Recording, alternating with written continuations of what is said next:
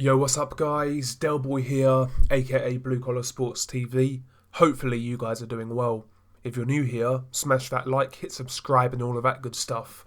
So James Tennyson knocks out Josh O'Reilly in one round, in which was a devastating performance. This fight, for some reason, was a WBA eliminator, believe it or not. I've got no idea how Josh O'Reilly got to that position. Yeah, he had an unbeaten record, but he beat absolutely nobody to get to that position. And in this fight, he looked like a deer in the headlights. And let's be honest, he should not have been in the same ring as James Tennyson. They were levels apart in terms of strength, power, ability, size. You know, this was a mismatch from top to bottom. So shame on the WBA for actually making this an eliminator. That's an absolute joke. But, you know, at the end of the day, that's not James Tennyson's fault. He's got to take these opportunities, and he really delivered tonight. He dominated this fight from the start, basically. He was swinging away as he usually does. Some nice compact shots, landing on the chin of Josh O'Reilly. And you could tell, as soon as James Tennyson landed his first couple of power punches, yeah, Josh O'Reilly looked like a deer in the headlights. He was dropped fairly quickly into round one. I think it was a right hand which dropped him. He actually beat the count, got back up. Once again, though, James Tennyson applies pressure, throwing those hard shots. You know, Josh O'Reilly's really not doing anything to keep James Tennyson at bay.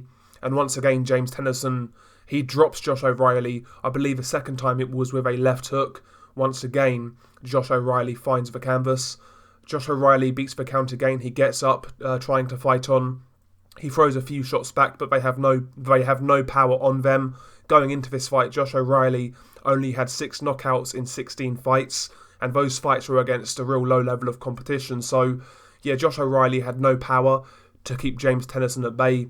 James Tennyson, after the second knockdown, walked him down, landed a few shots against the ropes, and the referee jumped in to wave it off. A good stoppage by the referee, because Josh O'Reilly was only going to get hurt in this fight. He was going to get brutally knocked out, and the referee saved him from that. So yeah, good refereeing in my opinion. And yeah, James Tennyson now, I believe, is the WBA mandatory at lightweight. So there we go. Obviously, Teofimo Lopez holds that belt right now, and in my opinion, you know, James Tennyson would have no chance in that fight.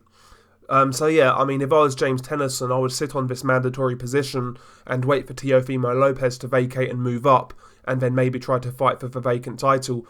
I think that would be the best route for James Tennyson, to be honest, because he's not beating Teofimo Lopez. I think James Tennyson is one of those fighters.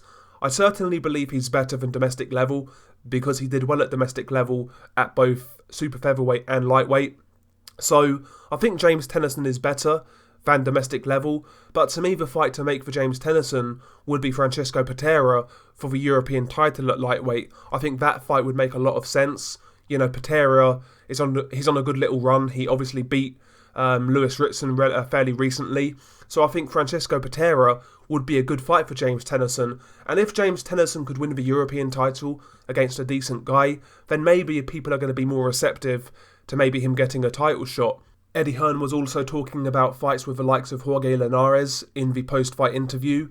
Again, Jorge Linares, obviously he's been around world level for a long time now. It would be a very hard fight, but at least with Jorge Linares, you could see a route where James Tennyson wins. Linares has never had the greatest chin in the world, and if Tennyson catches him, who knows what could happen. That could be a fun fight, but I certainly believe James Tennyson needs a fight at European level before he steps up to world level. We saw what happened last time when Tennyson jumped up to world level against Tevin Farmer. He got soundly beaten and stopped in that fight. So yeah, I think James Tennyson needs one of those middle level fights at European level, and I believe Francisco Patera would be the ideal guy. But yeah, all in all, you know, James Tennyson, he can't help who the WBA mandate him to fight, and he got the job done. So credit to James Tennyson. Very exciting fighter, I do have to say. One of the more exciting fighters in Britain right now, in my opinion. Genuine puncher, power in both hands, and definitely must-watch TV. So yeah, congratulations to James Tennyson. He is now the WBA mandatory, I believe. So there we go. Share your thoughts below. Peace.